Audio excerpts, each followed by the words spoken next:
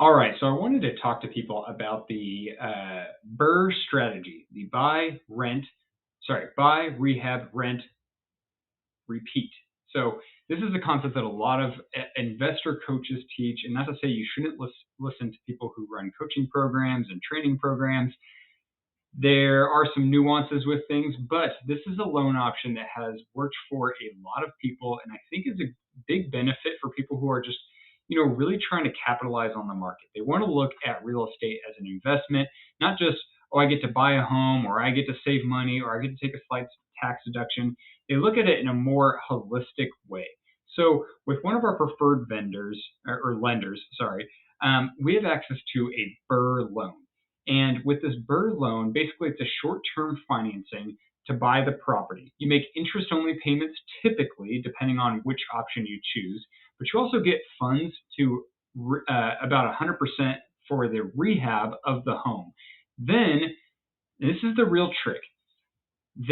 When you go to rent out the property, you rent it out for more than what the projected principal, interest, taxes, and insurance, and including HOA if there's an HOA, will be to cover the rent. So that way you don't have to qualify with your own income. If you work another job, that gives you a little bit more options and a little bit more leeway. But of course, who wants to buy an investment property where they're breaking even every month? And it's not something that I necessarily advise people to do. I think it's easy to spread yourself very thin versus having something that's at least cash flowing a little bit.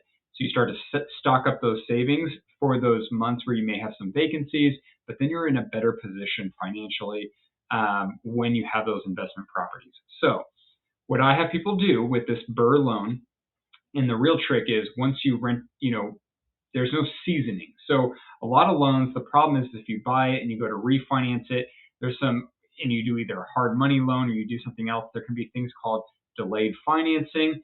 So you use a hard money loan in order to rehab it, and you refinance it and do like a regular conventional loan because maybe you're still living in it.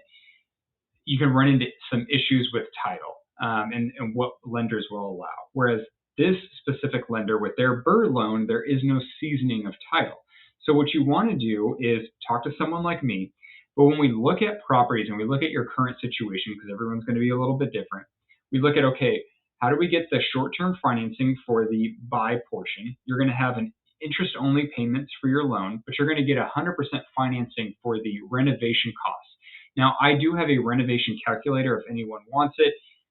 There's things about it that are better than other fix and flip type calculators because to me, it's not looking at the deal, it's looking at what the cost is going to be for the deal. So you want to look at what is going to be the total cost of everything, including the interest, including the fees, including every renovation, and you can usually build out the Excel file pretty well so that you get a really good idea of, okay, this is how much exactly, pretty close, it's going to cost for the project. That way you can say, okay, when I go to refinance it, so I put a tenant in, I need to know how much rent needs to be charged for this tenant in order to cover my, after I renovate or after I refinance, my principal, interest, taxes, and homeowner's insurance for this property. So this is why it's really important with this BRRRR loan to talk to someone like me and really plan it out. So for instance, I've had clients that go and they find the property. We know what their down payment is because it's pretty small. The property needs whatever type of financing because it's a little rough. They somewhat live in it or they don't live in it, but they get the short-term financing and then 100% financing for the renovation. So really the down payment is just on the acquisition, and that can vary from person to person on what that number may look like. So I always say talk to me first, and then we can figure out some options for you. But then they rehab it, right? The buy, rehab, and then we looked at, okay, market rents for that area are this. Now, when you go to refinance, here's what the rate is going to be. Here's what the term is going to be. Here's what taxes and homeowners insurance is going to be. So therefore, the rent is over that amount. This deal makes sense. If it doesn't, right, because you have to factor in what's the acquisition loan amount, what's going to be the rehab loan amount, because that's a big number, what's going to be some of the costs of the loan in order to do this. That way, when I know, okay, when I refinance, do I need to pull equity out so I can go to my next deal? Because that's going to come with some nuances too. Or can I leave all the equity in and now I have enough money saved for another deal? there's lots of options to look at, but the best way to do it is to take a little bit of cash out, but make sure that it's helping you pay for your next deal. Now, how do you find these properties? It takes some work because obviously not everyone does it, but if you have the right team behind you, it can be a little bit easier to find these properties. If you do some coaching programs, the problem that you run into is that they just tell you to submit offers everywhere and then you're lowballing real estate agents. There needs to be a pain point, and this is where I really like to help teach people how to find those pain points so you can get your best deal. It's not, oh, this property came on the market and it says that it needs some treatment, love, and care, some TLC. So you should just lowball the hell out of them to make it make sense and look for the certain profit margin. No, no, no, no, no. There needs to be a pain point, as in like no offers, clearly not good pictures. Then you can come in and there's other things you can do to get that good deal.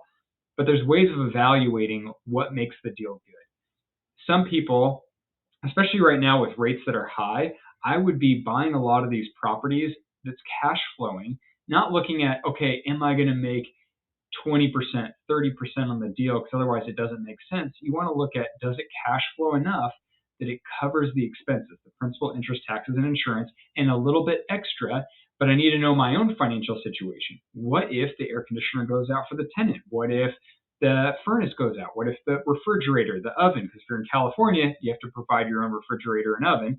Doesn't mean that California is not a good investment market. Actually, it has great appreciation, but that's things you have to look at. So what I always look at is how much extra over the payment are you going to have? That way you can stockpile, and usually I say about 3 to 4 months of extra savings to cover the principal, interest, taxes, and insurance, unless if you make excess amount in your own income. So what I've done in the past with someone is we looked at what are their typical expenses versus their income. Do they make enough that they could handle both payments, all their living expenses and the rental property if there's vacancy for 2 to 3 months, which you shouldn't have vacancy that long, but every area can be a little bit different. I can always help people pick out what area makes more sense too. But this is a great loan.